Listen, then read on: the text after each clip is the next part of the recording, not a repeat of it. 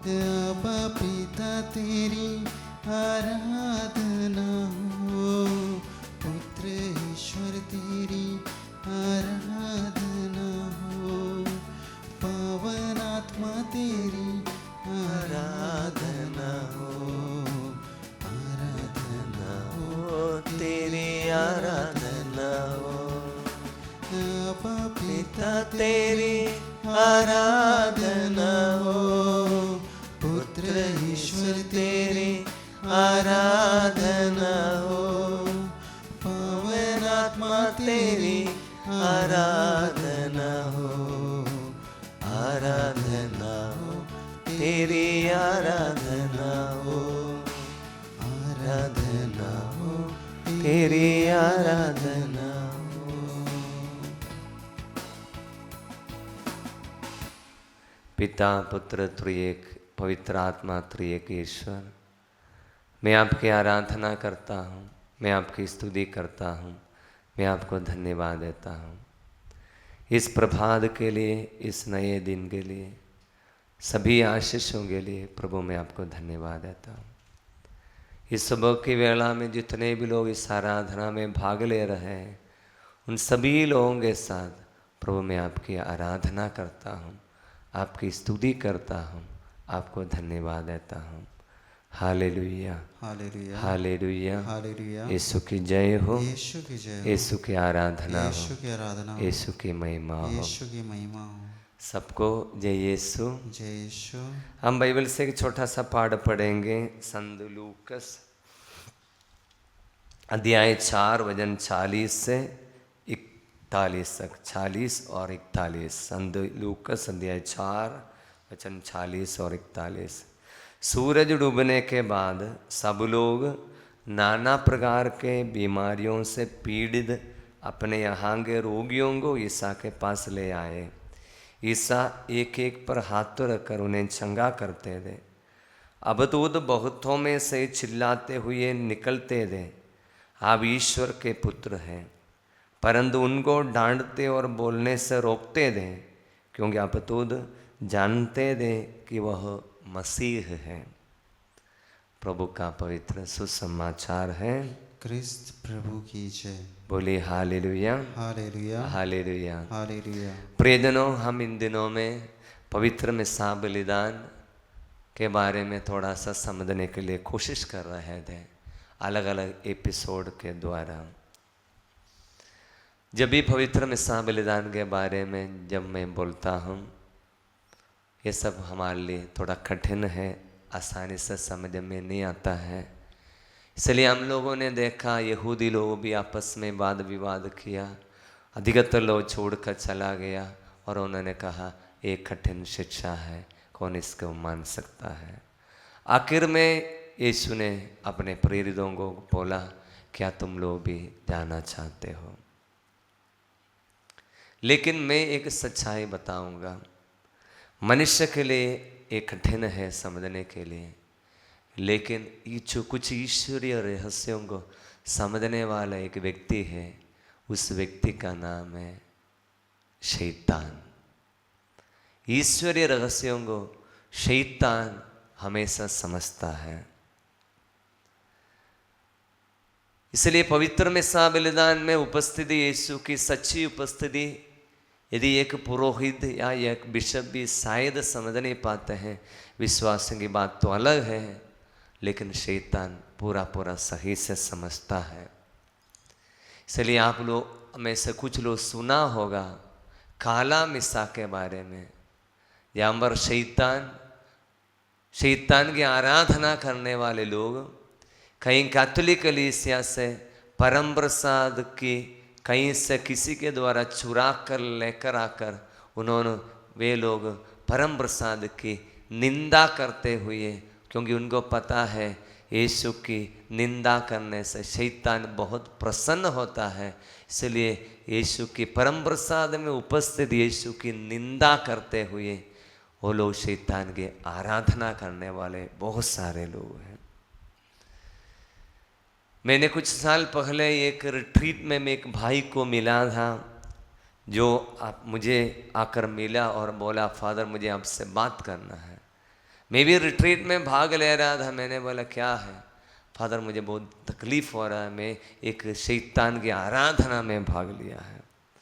मैं रिट्रीट के बाद जब मैंने उनसे मिला और उनसे बात किया, उन्होंने अपनी सारी बात जो शैतान की आराधना के बारे में हमको समझाया।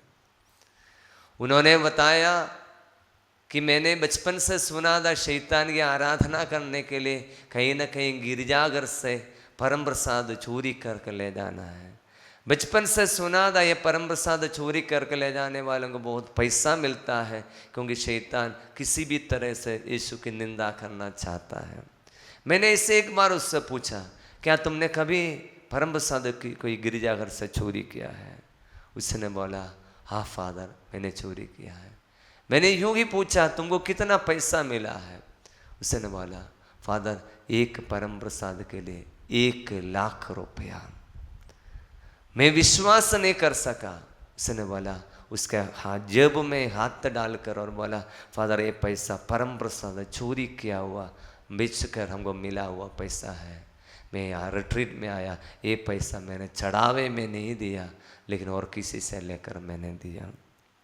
वो व्यक्ति हमको बताया फादर, आप लोग मिस्सा बलिदान चढ़ाते समय शायद आपको भी शायद मालूम नहीं होगा, आप लोग है ना रोटी एवं दाखरस के ऊपर हाथ रखकर पवित्र पवित्र गाने के बाद में हम लोग बोलते हैं, हे पिता, हे पवित्र आत्मा, इसको इसके ऊपर उतर कर इसे पवित्र कर दे, यीशु के शरीर और रक्त में बदल दे। बोलते समय में आपको बिना मालूम ही पवित्र आत्मा कर उतर कर इस रोटी एवं दाखरस को यीशु के शरीर और रक्त में बदलता है। उसने हमको चैलेंज करके बोला, शायद आप लोगों को, पुरोहितों को भी शायद मालूम नहीं होगा, लेकिन शैतान की आराधना करने वालों को यह मालूम है। इसलिए इन दिनों में शैतान की आराधना करने वाले लोग कहीं ना कहीं उनकी बहुत बड़ा एक टारगेट है। ये शैतान की आराधना करने वाले लोगों का एक टारगेट है कि कैथोलिक कलीसिया की पराठाई करना, पुरोहितों के बारे में इधर उधर की बातें बोलकर उनकी पराठाई करना, पवित्र मिस्सा बलिदान आराधना के बारे में बोलकर अट्ठाई करना। ये शैतान के आराधकों की एक बहुत बड़ा टारगेट है, उनकी एक बहुत बड़ी मुद्दा है। इसलिए मैं ऐसे हमेशा बताता या करता था, जब भी बाइबल में देखते समय में कोई भी यीशु को सही से नहीं पहचानता था। मैं पिछले दिनों में कुछ वचनों के बोला, यीशु ने कहा तुम पहचान लो कि मैं कौन हूँ, जान लो कि मैं कौन, फर्क कर देख लो, मैं ईश्वर भला है। फर्कना, जानना, पहचानना, ये शब्द बार बार हमें बाइबल में देखने के लिए मिलेगा। लेकिन बाइबल में कोई भी शिष्य लोग यीशु को पहचाना नहीं पूरा ईश्वर के पुत्र है बोलकर। माता मरियम जानती थी, और संत यूहन्ना बपतिस्ता को भी एक बार डाउट आ गया, इनको तो पता था। पतरस को एक बार में उन्होंने बोला, आप ईश्वर के पुत्र हैं, हम किसके पास जाएंगे, आपके ही वचनों में आनंद जीवन का एक बार बताया, लेकिन बाद में वो भी ठुकराते हुए हम देखते हैं। लेकिन बाइबल में हमको देखने के लिए मिलेगा, जब भी अबदूतग्रस्त यीशु के पास आते समय में वे लोग ये कबूल करते थे, आप ईश्वर के पुत्र हैं। उनमें से एक पाठ मैंने आपके सामने पढ़कर सुनाना। हम बाइबल में हम देखते हैं संत लूकास अध्याय 4 में अभी हमने देखा, सूरज डूबने के बाद सब लोग नाना प्रकार के बीमारियों से पीड़ित अपने हांगे रोगियों को ईसा के पास लाए। ईसा ने एक पर हाथ रखकर उन्हें चंगा करते थे। अबदूतों के बहुदूत बहुतों में से ही चिल्लाते हुए निकलते थे, आप ईश्वर के पुत्र हैं। अबदूत ये चिल्लाते हुए निकलते थे, आप ईश्वर के पुत्र हैं, आप ईश्वर के। उनको पता था यीशु ईश्वर का पुत्र है, सन ऑफ गॉड। वचन में आगे हम पढ़ते हैं, परंतु वह उनको डांटते और बोलने से रोकते थे, क्योंकि अबदूत जानते थे वह मसीह है। यीशु के बारे में संत लूकास लिख रहा है, यीशु ने अबदूतों को बोलने से रोकते और डांटते थे, क्योंकि वो बार बार चिल्ला रहा था अब ईश्वर के पुत्र है बोलकर। उनको बोलने से रोकते और डांटते थे, बोलने से रोकते थे, क्योंकि वचन में बताता है साफ साफ, क्योंकि बापतूत जानते थे कि वह मसीह है। अब तो जानते थे कि वो मसीह है। प्रियजनों, हमारे मनन का विषय यही है। हम कितने साल से कैथोलिक गिरजाघर में जाते हैं, कितने साल से मिस्सा बलिदान में हम भाग ले रहे हैं, कितने साल से अपने जीव में परम प्रसाद को हम स्वीकार किया है। यीशु पुरोहित बोला ये क्रिस्त का शरीर है बोलकर, आमीन बोलकर हम स्वीकार किया, लेकिन हमको हृदय में ये पूरा पूरा विश्वास है कि सचमुच में वो यीशु है, वो मसीह है, ईश्वर का पुत्र है, जो शैतान पूरा पूरा जानता था। इसलिए हमारे जीवन के आज मैं धर्म शिक्षा की किताब का पेज नंबर 1 पढ़ रहा था, पैराग्राफ नंबर 1। कैटेकिस्ट यूकैट में भी युवक लोगों के लिए लिखी हुई किताब में भी लिखा है, why did God create human being, ईश्वर ने मनुष्य को क्यों बनाया, ईश्वर ने मनुष्य को क्यों बनाया। सबसे पहले ये ईश्वर को जानने के लिए, टू नो गॉड, ईश्वर को जानने के लिए। इसलिए प्रियजनों, हमारा काम है हमारे जीवन में ईश्वर को जानना, ईश्वर को खोजना हमारा कर्तव्य है। इसलिए हम सब ईश्वर की खोजना है। स्तोत्र ग्रंथ अध्याय 14:2 में हम पढ़ते हैं, ईश्वर ऊपर से देखता है, उनमें बुद्धिमान कोई हो जो ईश्वर की खोज में लगे रहता है। प्रियजन, आप लोग सुबह की इस वेला में थोड़ी देर समय निकाल कर आराधना में और कुछ वचन को समझने के लिए परिश्रम कर रहा है, आप ईश्वर की दृष्टि में बुद्धिमान की लिस्ट में आता है, क्योंकि आप लोग थोड़ा ईश्वर की खोज रहा है। जो भी ईश्वर की खोज किया है वो सब यीशु के पास पहुंचेगा। जो भी सच्चे ईश्वर के खोज किया है वो आखिर में यीशु के पास पहुंचेगा ही पहुंचेगा। इसलिए हमें ये जानना कम से कम जरूरी है। मुझे यीशु के बारे में जानकारी बहुत कम है, कम से कम जो शैतान जो जानता है इतना भी नहीं मालूम है।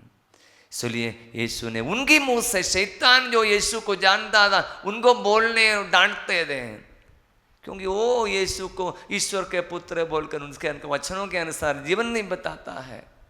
लेकिन हम लोगों को जब यीशु ये चाहेंगे कि हम लोग ये स्वीकार करें, आप ईश्वर के पुत्र हैं, आप मसीह हैं, आप में स्वीकार करने के लिए प्रभु चाहेंगे। यही हमारा बुलावा। इसलिए आज के दिन में हम प्रभु से प्रार्थना करेंगे, प्रभु आपके प्रति मेरा विश्वास बढ़ाइए, मेरे हृदय में आपके प्रति विश्वास बढ़ाइए। हम देखते हैं संतमती अध्याय 3 के आखिरी समय में, बपतिस्मा के समय में, यह ऊपर स्वर्ग से आवाज सुनाई पड़ा, ये ईश्वर के पुत्र है, मैं इन पर अत्यंत प्रसन्न हूं। उसके बाद संतमती अध्याय 4 शुरू होते समय में यीशु को प्रलोभन के बारे में लिखते हैं, और वहीं पर भी शैतान यीशु को प्रलोभन देते समय आप लोग पढ़ लीजिए। 3 बार के प्रलोभन के समय में शैतान ने यीशु को ये क्या बोला, यदि आप ईश्वर के पुत्र हैं, ये पत्थर को कह दीजिए वो रोटियां बन जाए। यदि आप ईश्वर के पुत्र हैं, इधर से कूद जाइए, क्योंकि लिखा है वो अपने दूधों को अपने हाथों में तुम्हें संभालेंगे। तो बार बार शैतान यीशु की निंदा कर रहा, ठोक रहा है कि आप ईश्वर के पुत्र हैं, क्योंकि वो जानता था। मैं ऐसे कहता हूं कि बपतिस्मा के समय में जो स्वर्ग की आवाज सुनाया था, ये मेरा परम प्रिय पुत्र है, शैतान जरूर सुना है आवाज को। प्रियजनों, हम लोग भी प्रभु के वचनों को सुनते समय में हम क्या करते हैं, शैतान की आवाज़ मेरे कान में इधर उधर से सुनी हुई आवाज़, मनुष्यों ने बोला हुई आवाज़, दुनिया ने बोला हुआ आवाज़, नमक मॉडर्न आर्टिफिशियल इंटेलिजेंस द्वारा बोली हुई आवाज़ को हम ख़त्म करके प्रभु की आवाज़ के सामने हम अपने आप के समर्पित कर रहा है। आज हम प्रभु यीशु के सामने समर्पित करेंगे, पिता की आवाज़ के लिए हम अपने आप को, हमारे कानों को खोल देंगे। यीशु की आवाज़ के लिए, पवित्र आत्मा की आवाज़ के सामने हम अपने आप को खोलेंगे और हम स्वीकार करेंगे, प्रभु मैं विश्वास करता हूँ आप सचमुच में ईश्वर के पुत्र हैं और आप ईश्वर हैं, हम विश्वास करते हैं। आइए घुटने टेकर इस परम प्रसाद में उपस्थित सच्चे ईश्वर के सामने हाथों को जोड़ते हुए हम स्वीकार करेंगे, प्रभु आप सचमुच में मसीह हैं, आप मसीह हैं, आप ईश्वर के पुत्र हैं, आप ईश्वर हैं। प्रभु आपके प्रति हमारा विश्वास बढ़ाइए। प्रार्थना करेंगे। शिष्य लोगों ने यीशु के पास आकर जाकर बोला था, हे प्रभु हमारा विश्वास बढ़ाइए। प्रार्थना करेंगे, प्रभु हमारा विश्वास बढ़ाइए। परम प्रसाद में उपस्थित सच्चे ईश्वर आपके प्रति हमारा विश्वास बढ़ाइए। प्रार्थना करेंगे। पिता पुत्र पवित्र आत्मा त्रिएक ईश्वर की आशीर्वाद हम स्वीकार करेंगे। आपा पिता तेरी आराधना हो, पुत्र ईश्वर तेरी आराधना हो, पावन आत्मा तेरी आराधना हो, आराधना हो तेरी आराधना हो। आबा पिता तेरी आराधना हो, पुत्र ईश्वर तेरी आराधना हो, पावन आत्मा तेरी आराधना हो।